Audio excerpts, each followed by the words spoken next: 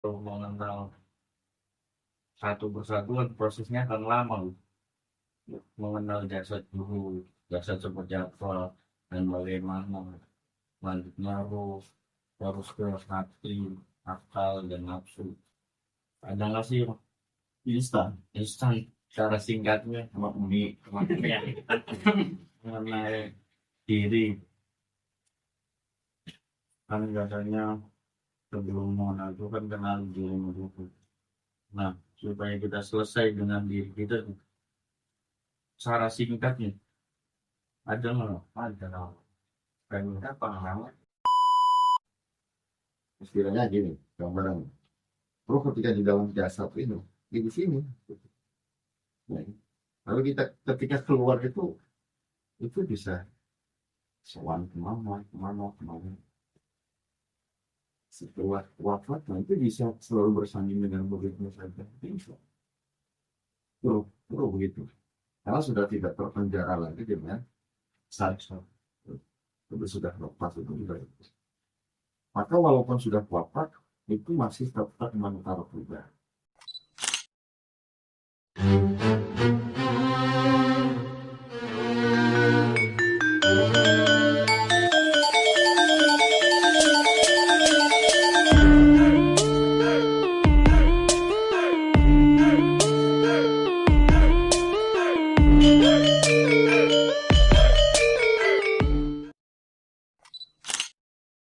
Dia tersadar bahwa ini pelayanan selesai.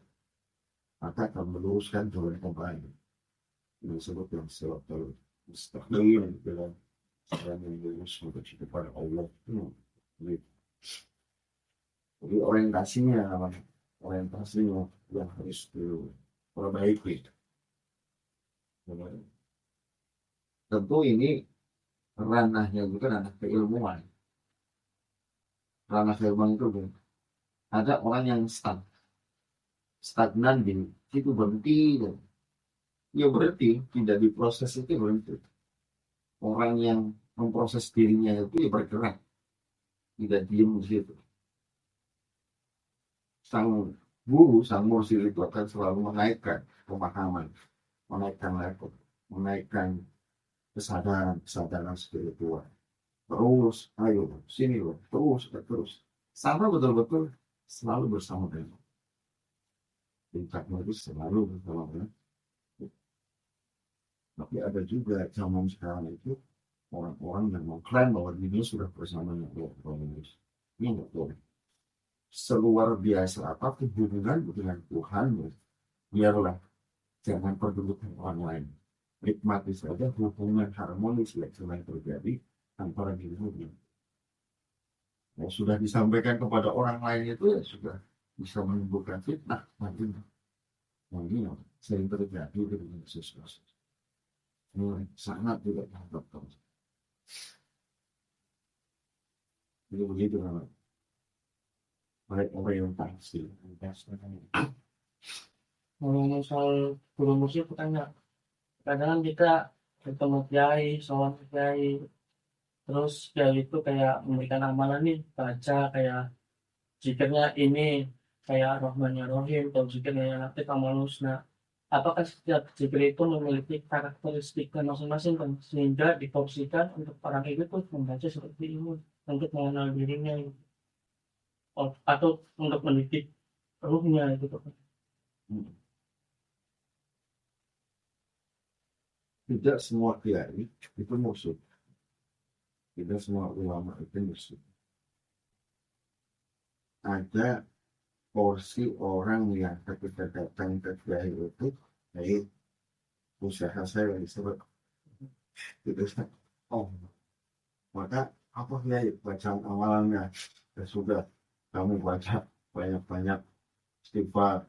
Kalau misalkan banyak baca sholawat, kamu baca kursi saja. Porsinya apa? Porsinya itu, porsinya supaya dari pembelaan. Boleh nggak ya? Boleh saja, silakan. Itu kan ranah syariat yang sedang meminta kepada Tuhan. Dia boleh saja. Namanya sedang mengira tapi agar usaha lagi. Tapi ya di situ bukan ranah serta Dia fokus menuju kepada Allah. Jadi dia datang kepada Allah hanya ingin meminta anugerahnya. Meminta anugerahnya apa? Dagangannya lah, itu kan anugerah. Boleh tidak? Ya boleh dong meminta, masalah boleh. Doa namanya kan begitu. Maka porsinya apa? Orang ini porsinya. Ya pun ketika memberikan amalan itu kan tidak sembarang juga. Pasti punya bijaksana, ya, apa namanya, punya riwayat untuk bisa mengijazahkan yang ada itu ya. Yang ini bacanya apa, ini bacanya apa, ini bacanya. Kadang-kadang problemnya sama, itu bacanya jawabnya apa. Itu bisa terjadi. Nah, mursyid itu adalah orang yang memahami syakilah. Syakilah itu kapasitas seseorang, kapasitas seseorang itu berbeda-beda. Makanya kan Nabi dulu itu ketika memberikan amalan kepada sahabat-sahabat itu beda-beda juga. Ini ada yang wadahnya gede, gitu. Ada yang wadahnya sedang, ada wadahnya kecil. Ya sesuai dengan tidak bisa dipaksakan. Contoh misalkan tuh, ya pasti contoh itu supaya lebih mudah dipahami. Ada orang yang tidak cocok bacaan tertentu, yang jangan dikasih itu. Ada orang yang bacaan apapun dia makan bisa, ya dimakan itu. Nah, seperti pabrik. Ya, ya produksi terus apa gitu. Jadi amalan-amalan seperti itu juga kaitannya dengan porsinya dia di hadapan Tuhan mau saja. Maka yang dimaksud mursyid dan murid dalam konteks tasawuf atau toriko itu adalah konteks kemudian hubungan mursyid dan murid ini dalam rangka ma'rifat bertemu dengan mengusul liqa iradillah. Gitu. Nah, maka ada kewajiban-kewajiban zikir kalau dalam dunia toriko. Semua toriko itu punya wiridan sendiri, amalan-amalan sendiri yang memiliki corak karakteristik bacaan sendiri. Pokoknya beda, tapi secara esensi paling tidak yang diwakili tiga itu pasti ada. Istighfar, sholawat, tahlil. Istighfar sebagai tempat pensucian diri, memohon maaf, taubat, setiap nafas istighfar. Sholawat itu sebagai satu komposisi seseorang agar ada koneksi yang kuat dengan Nabi. Karena kanjeng Nabi inilah yang nanti akan memperjalankan melalui mursyidnya kepada Allah. Mereka awalnya sama kanjeng Nabi dulu, sama kanjeng Nabi kenalan.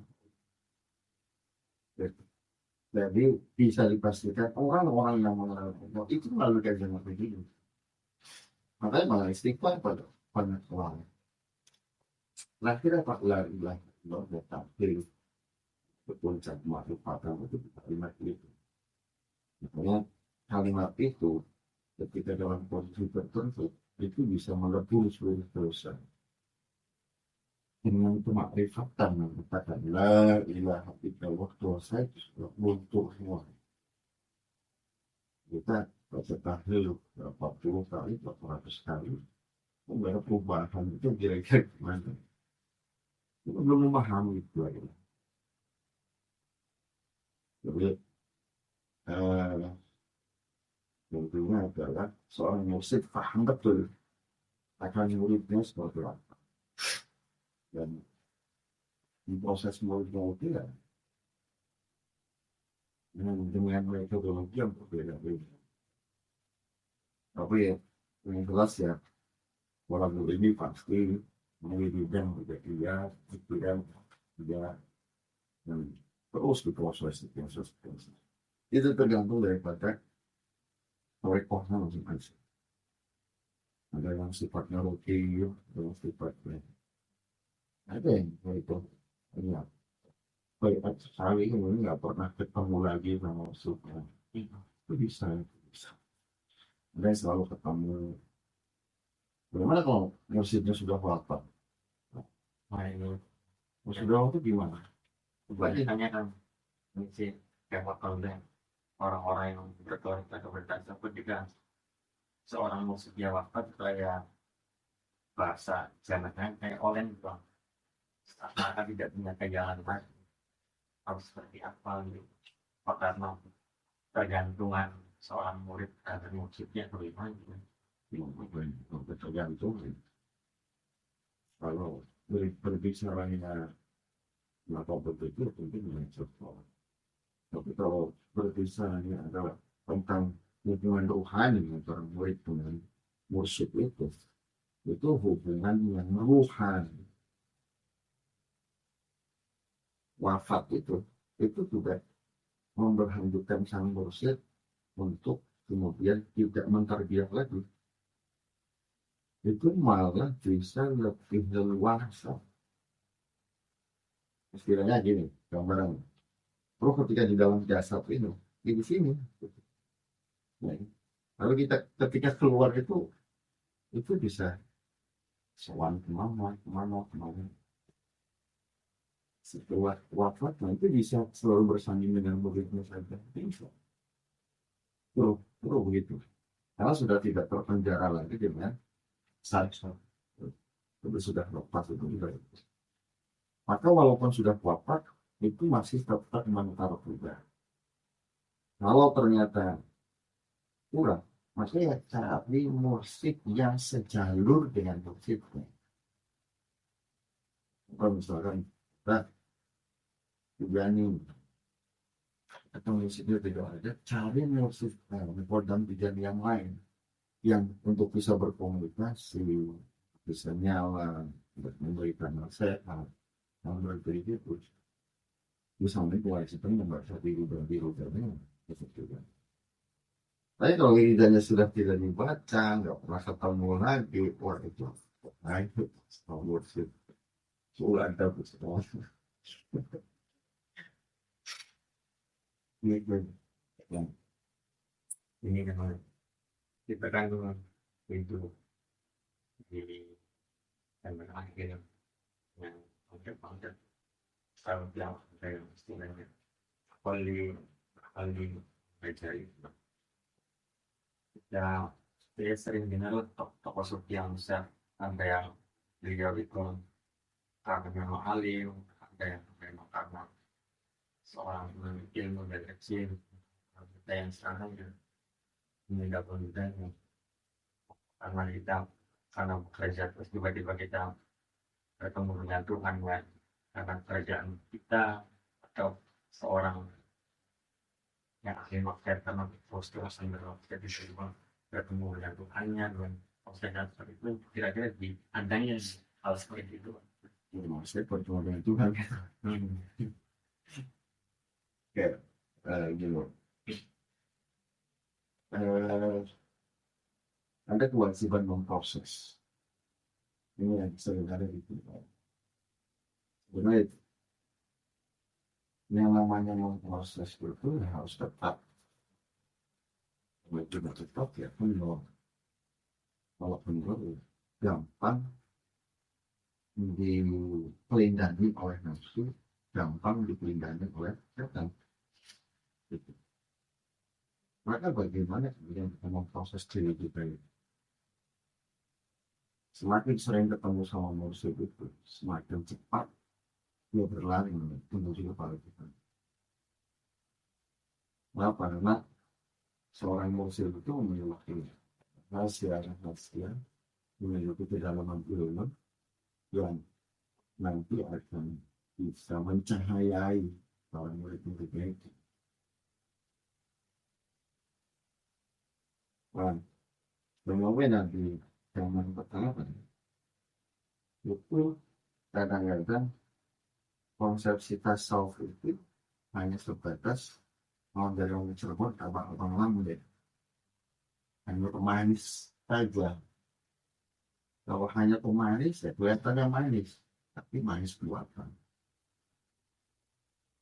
Ada orang yang betul-betul menghadapi, ada orang yang baru sebagai seolah-olah melupakan. Nyatanya dia belum mendapat, karena secara konsepsi bisa dipelajari, tapi secara realita dia belum tentu sedang menjalani. Itu kan seperti itu. Maka dalam urusan mencari ilmu harus hapus dulu. Ada orang yang sangat kerja, saya kerja berpabrik sama malam, tempat tinggal, bukan saya bisa mencari ilmu. Ya, kalau kurang 24 jam tambah lagi 40 jam saya aktif. Itu kan persoalan bagaimana kemudian kesungguhan kita dalam mencari ilmu. Kalau misalnya menilai kepada waktu-waktu yang sudah diberikan itu bisa diluangkan. Nah, di akhir-akhir zaman ini malah kita ini punya kekhawatiran di satu sisi. Medsos ini luar biasa, apapun itu informasi, termasuk informasi yang sifatnya spiritual juga bisa dikonsumsi, gitu.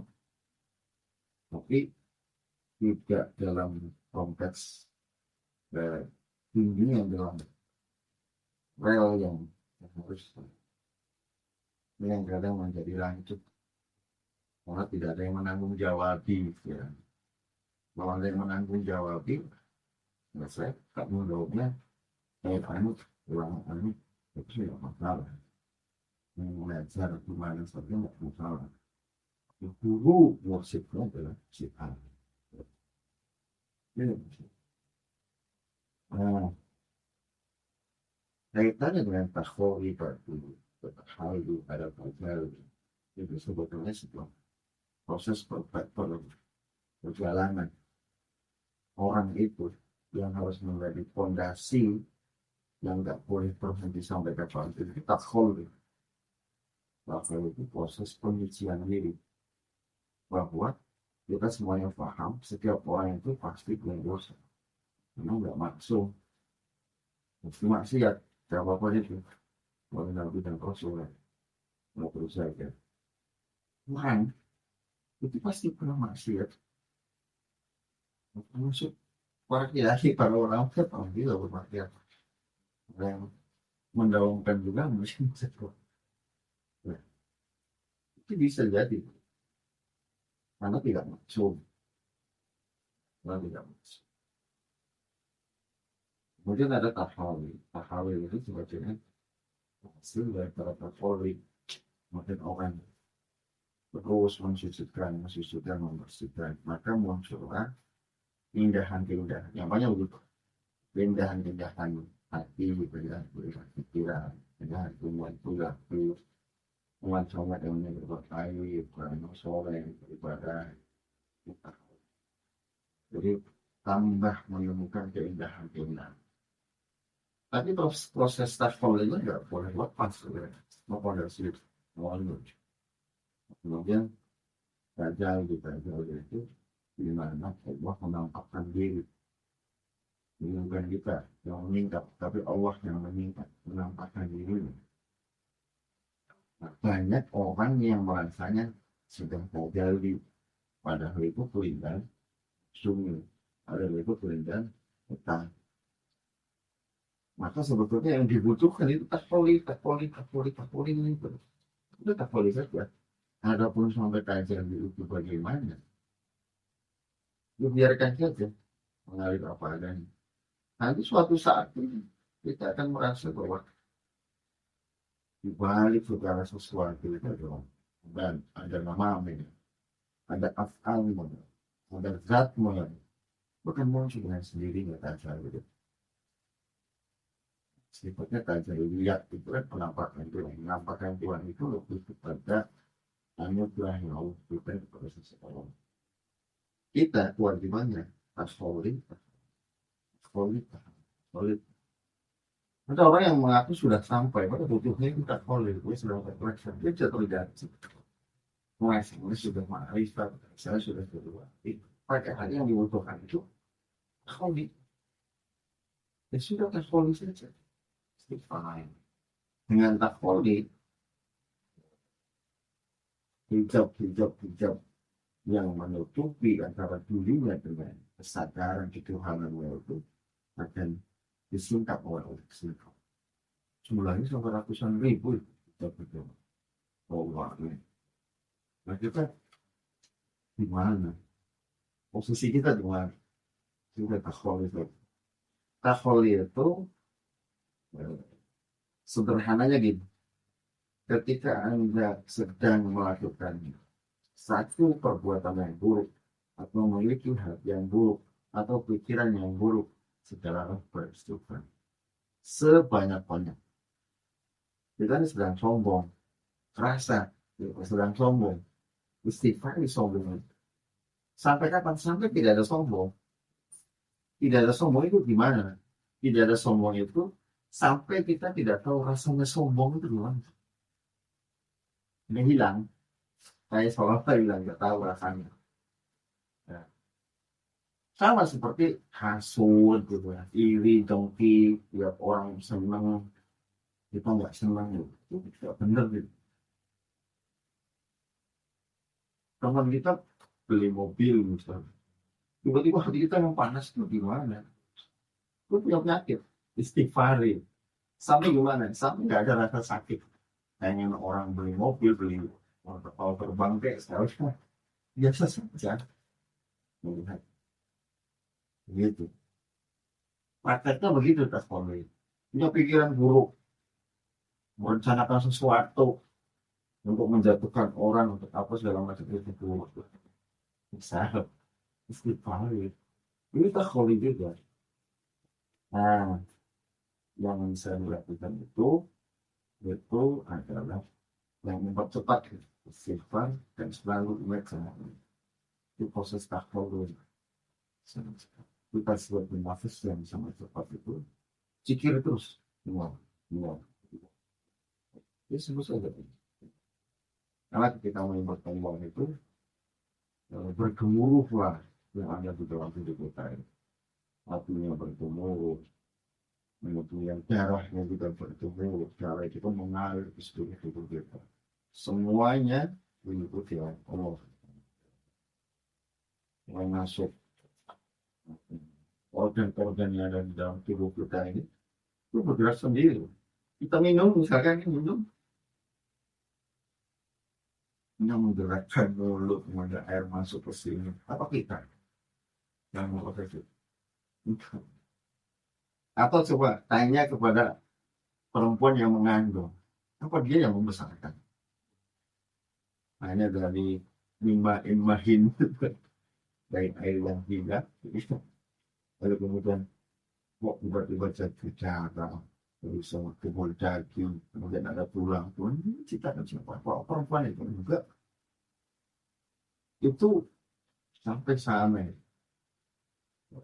pemahaman bisnis. Jadi jangan berhenti berproses, dan selalu waspada terhadap gejolak-gejolak yang muncul dalam diri dan gejolak-gejolak yang muncul di tengah-tengah kita, sehingga kita tidak gampang untuk mengambil kesimpulan, wah ini ada orang sakti, nggak tahu nggak ada kaitannya dengan kesaktian. Orang yang kepala bacot, kemudian dikatakan dia makrifat, yang nggak juga, ya betul. Kalau saya sih belum selesai dengan proses pengenalan diri nih, dari mulai yang berarti yang mana jelaskan kan di diri manusia ada dosa, hati, dan nafsu itu. Kalau secara apa ya, nalar lah, secara nalar ya, nalar iya pemikiran ya, kalau pemikiran untuk berkenalan atau mengenal satu persatuan prosesnya akan lama loh. Mengenal jasad guru, jasad seperti apa, dan bagaimana lanjutnya harus ke hati, akal, dan nafsu. Ada nggak sih Instan instan cara singkatnya sama uni yang mengenal diri? Kan katanya sebelum mengenal itu kan kenal diri dulu. Nah, supaya kita selesai dengan diri kita, cara singkatnya ada nggak? Ada nggak? Pengen apa namanya? ini udah transaksi dulu ya. Ya, entah kerja entah itu udah karena seumur hidupnya itu tidak paham nih. Tapi dulu itu gitu. Selama hidupnya nggak pernah ketemu. Dia semua nggak kenal dia. Jadi ini gambaran ya, sampai mati ternyata ada yang belum kenal itu. Dan itu mungkin banyak orang begitu. Nah, kalau bahasanya instan itu bahasa anugerah. Kadang-kadang yang boleh biarkan ketika dia bilang ketika itu. Lagi-lagi kita itu punya kewajiban memproses saja. Jangan bertanya kapan juga dianugerahi. Ya kan? Contoh misalnya konsepsi tentang karena yang mengenal itu mempunyai koneksi kuat dengan Allah dengan segala itu tuh kita proses kita saja. Jangan kita bertanya kapan kita akan bertemu lagi nanti, kapan kita akan selalu memandang Allah dan dipandang Allah. Diproses saja kita bagaimana. Karena yang namanya proses itu tidak akan membohongi hasil. Terus menerus. Sifatnya adalah kontinu, tetap sambungan dan tidak boleh berhenti sampai dapat sampai mati. Apakah seseorang itu ketika sudah makrifat kemudian dia akan berhenti berproses? Tidak juga. Ya juga. Memproses dirinya berhenti? Ya enggak juga. Malah harus menjaga, meningkatkan terus, meningkatkan. Begitu. Jadi fokuskan saja, pahami saja bagaimana roh kita, bagaimana hati kita, bagaimana akal kita, bagaimana nafsu kita. Karena kita akan selalu berbenturan dengan itu dalam setiap hari kita. Selalu berbenturan, selalu dipertanyakan, selalu berbicara, selalu berkomunikasi. Kita itu sering kali berkomunikasi dengan diri kita sendiri. Ada masa dan fase di mana kita tidak menghendaki hal-hal yang ada pada diri kita. Saya tuh nggak mau begini, tiba-tiba terjadi. Bagaimana sikap kita merespon, gitu kan? Bagaimana merespon yang benar? Maka tanyakan kepada hatimu, ya kan? Tanyakan kepada begitu. Jadi gampang gue sampai kapanpun Anda hidup itu menjadi kesalahan itu pulang proses dan pola berarti. Jadi nggak usah tanya yang bisa dari lain. Karena sampai sekarang juga semua orang itu sedang berproses kan. Termasuk yang sedang kita lakukan misalnya sedang berproses, dan sedang menggurui tapi sedang berproses. Begitu. Makanya rohmu bingung. Tanyakan saja pada dirimu. Apa sih kebutuhannya? Apa sih yang bingung? Apa sih yang selesai? Aku ini bagaimana? Contoh, ruh dan hati itu hanya pengen bersama dengan Allah. Sudah belum? Hanya pengen bersama dengan Allah. Kesadaran bersama dengan Allah. Itu sudah belum? Belum. Kemudian mau instan. Misalnya gimana? Ya gampang. Ingat-ingat terus saja. Ingat terus. Itu instan itu. Tiba-tiba ingat terus yang bisa terjadi gitu. Kalau Allah tidak selalu mulai dari bicara sama itu. Gitu. Apakah ketika sudah marifat, kemudian nafsu itu tidak bergejolak lagi? Ya, mungkin juga. Mungkin juga. Tapi gimana ya hadapi? Apakah dengan kita sudah usul kepada Allah, sudah tidak ragu dan setan? Enggak juga. Jadi proses itu ya selamanya. Lalu begitu. Maka pemahaman tentang ruh, pemahaman tentang hati, pemahaman tentang akal, pemahaman tentang nafsu ini menjadi sebuah bekal dalam kita menjalani hidup. Itu menjadi bekal untuk menjalani hidup. Intinya itu kan beda orang yang paham tentang ruh, orang yang paham tentang akal, orang yang tentang hati, tentang nafsunya itu akan berbeda bersikap di dalam merespon segala fenomena yang muncul di dalam hidup. Ketika orang yang nggak paham fenomena takdir saja yang kaitannya dengan keimanan, termasuk rukun iman, percaya kepada qada dan qadar, ranah di mana iman itu sering harus diuji. Ada takdir nggak enak, ada takdir enak, gitu kan. Lalu menemukan konsepsi ruh, menemukan konsepsi hati ketika menjalani takdir itu bagaimana? Prakteknya begitu.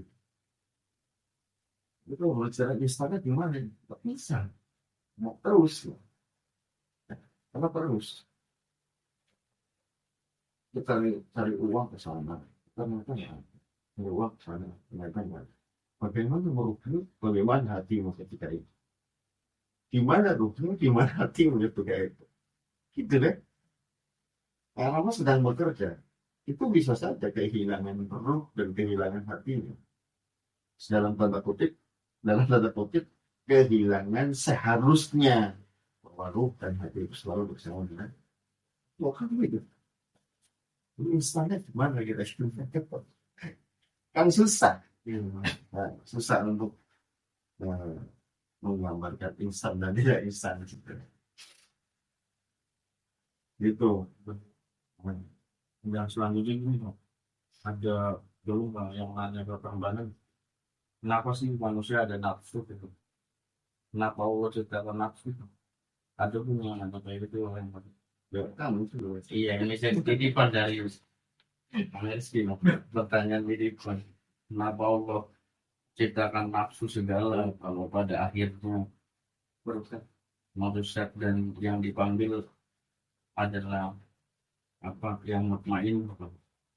Karena Allah sudah berciptakan malaikat.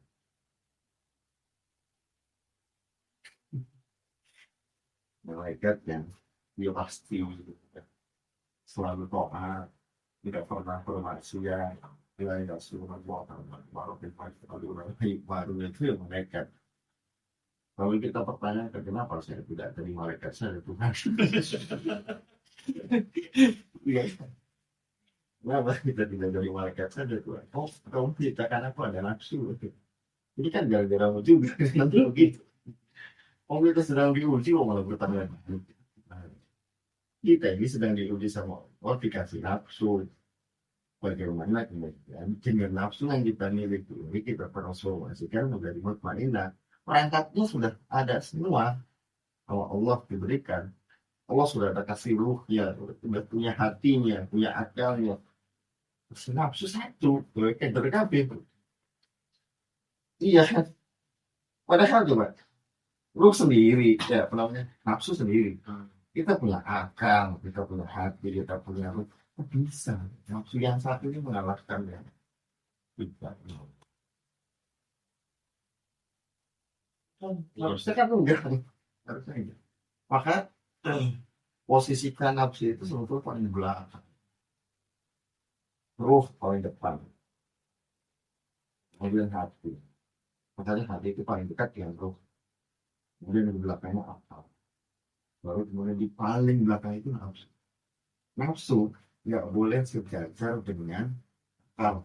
Kalau sejajahnya rusak kalau itu. Bulit, bulit, apa namanya? Mempolitisasi itu, politisir itu. Dengan akal itu, waduh, luar biasa manusia itu. Bisa membuat apapun, bentuk-bentuk perusakan itu adanya di situ.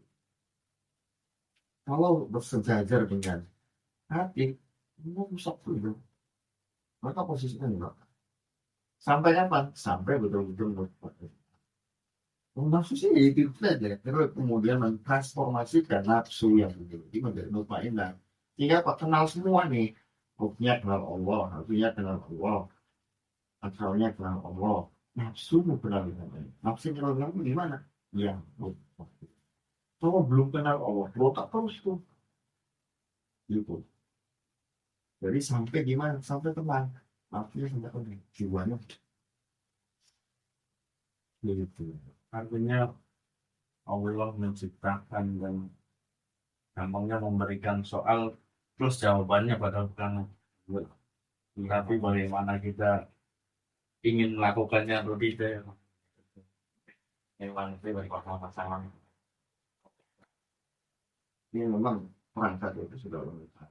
Kita mau mempergunakan pikiran, tidak mempergunakan itu. Mau nggak mau mempergunakan, kebanyakan orang begitu memang. Dia punya hati soal itu. Dia punya cinta, tapi untuk apa cintanya? Pada mana? Itu. Tema ini kan mendorong saya ada pertanyaan lagi. Konsepsi wahdatul wujud dalam tasawuf yang betul seperti apa sih? Kita maksudnya sampai hari ini kita masih fenomena-fenomena dengan kalimat-kalimatnya disipliner bahwa panjang lagi ontologis itu sampai hari ini kan ada orang-orang seperti itu kelima konsep si wahdatul wujud yang benar itu gimana sih? Kalau ulama-ulama tasawuf itu sebetulnya mengklasifikasi ada konsep wahdatul wujud, ada konsep usul, ada sebetulnya cuma 40. Nah ini konsep ini kita menjadikan satu sandaran.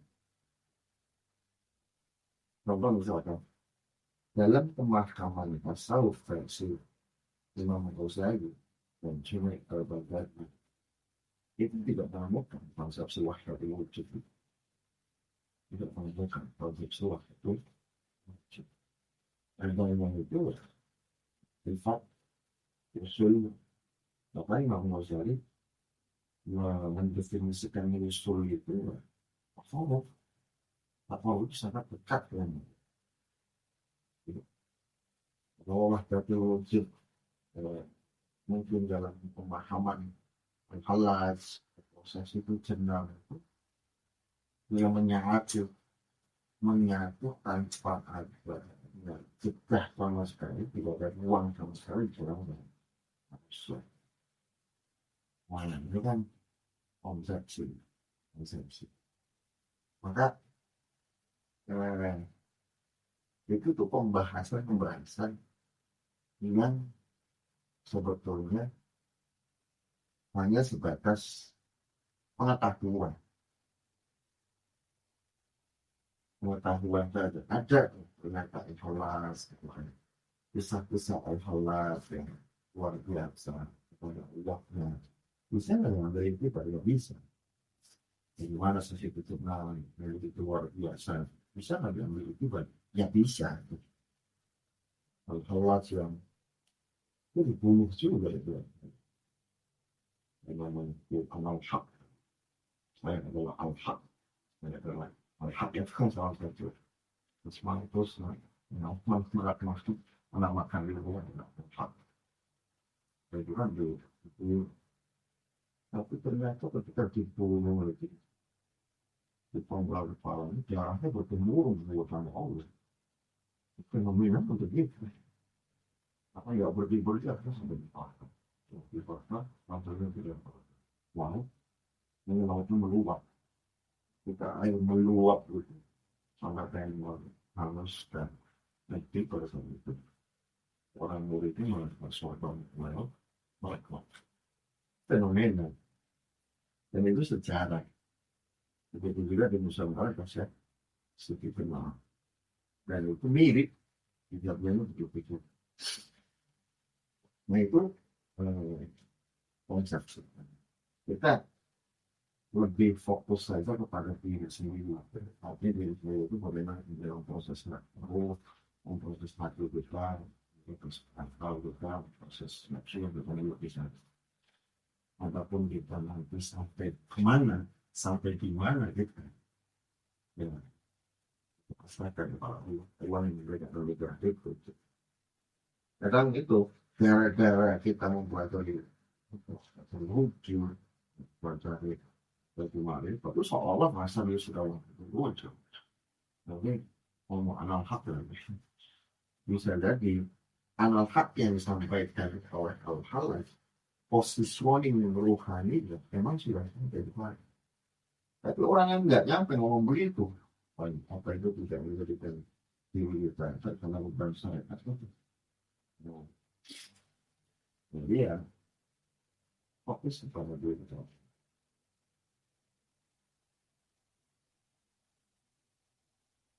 Jadi mengenal diri itu gimana? Mengenal diri. Yang mengenal diri kan sebelumnya ada 4 komponen ya kan ya. Pada kita ada ruh, hati, logika dan nafsu. Ketika kita melakukan dosa, kenapa yang dikenakannya kayak siksa neraka itu cuma ruh doang? Sementara kan di dalam diri kita kan ada 4 komponen. Yang diuji itu ruh. Yang diuji itu ruh. Oleh ruh diuji masuk ke dalam jasad. Gitu. Tapi Allah sudah kasih selamat.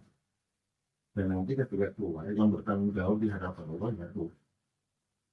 Bagaimana kamu di dalam jasad itu? Kalau jasad itu rusak. Kecil, besar, keluar. Jelek, jelek atau mati. Jadi semua apa cinta sudah orang-orang khusus dan nggak bisa disangkap gitu kan. Itu kan. Jadi memang yang mengadakan perjanjian dengan Allah itu adalah roh. Kemudian Allah kasih perangkat di dunia ini. Dasar. Kasih perangkat juga ruh hati. Bagaimana dalam proses. Nah, itu yang bertanggung jawab ya. Maka itu kan sadari dulu ternyata kita punya ruh yang punya koneksi yang begitu dahsyat kepada Allah yang luar biasa. Satu-satunya yang punya sifat kekal di dalam diri ini itu ruh. Kekal ruh kita itu. Walaupun sifatnya dikekalkan oleh Allah kan. Begitu tercipta dia nggak pernah mati. Kalau di akhirat nggak mati-mati tuh. Masuk neraka pun nggak mati-mati. Sifatnya ada sifat bapak. Jadi memang perjanjiannya ya. Jadi dulu ketika di alam roh itu Allah mempertanyakan kepada ruh, seluruh ruh itu dipertanyakan. Apakah ada orang yang siap untuk menjadi khalifah di muka bumi? Itu semua ruh itu diam, yang jauh kita manusia. Kami siap. Kami siap. Itu menyatakan seluruh kemudian lupa. Ingat gak dengan ini? Ya, dia kan nanti kalau udah mati. Kenapa lupa? Karena ruh yang suci dan bersih masuk ke dalam jasad itu mengakibatkan lupa. Tanya anak-anak lagi yuk, datang ngomong gitu, gejala ilmu atau segala macam. Itu diproses juga. Jadi perjanjian itu memang. Nah, Ketika menyatakan siap ya sudah, kamu enggak perlu mau tangan ini itu mau juga kamu tidak enggak yang siap, yang menyatakan siap adalah kamu siap. Jadi yang bertanggung jawab ya tuh, jadi nggak bisa kemudian anak aja itu kan gara-gara nafsu nih.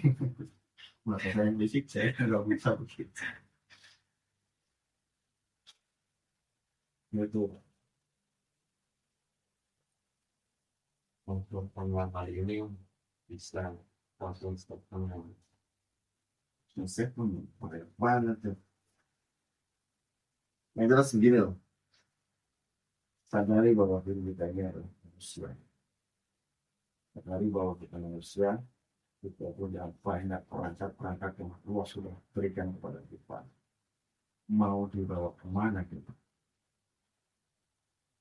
Maka ya, dipilihkanlah, fokuskanlah diri kita, bagaimana kemudian kita kembali kepada Tuhan. Karena inilah yang akan menentukan perbuatan-perbuatan kita di dunia. Orang yang paham betul akan dirinya, orang yang paham betul akan eksistensinya di dunia ini, yang Allah inginkan itu adalah untuk menjadi orang yang mulia. Seperti yang dikatakan Imam Ghazali bahwa manusia itu adalah orang yang pencipta, yang menciptakan Allah dengan tujuan-tujuan yang mulia, dengan tujuan-tujuan yang adil. Maka jadilah orang yang mulia, jadilah orang yang berhasil dengan memahami perangkat-perangkat yang kita berikan kepada kita, yang kita konsisten, istiqomah di dalam proses diri kita, kenal diri kita, selalu bersama. Jadi yang mana Jawa telah menjelaskan bahwasanya dalam menjadi manusia itu ada rohani, ada hati, ada jasad, dan ada nafsu. Dalam saya ini dalam menurut juga berkata, jangan puas dengan kisah-kisah tentang apa yang terjadi dengan orang lain, sebab mitos dirimu sendiri, kenali dirimu, alami sendiri agar kau kenal Tuhanmu. Sekian dari kami semua. Wabillahi taufiq baik. Assalamualaikum warahmatullahi wabarakatuh. Waalaikumsalam.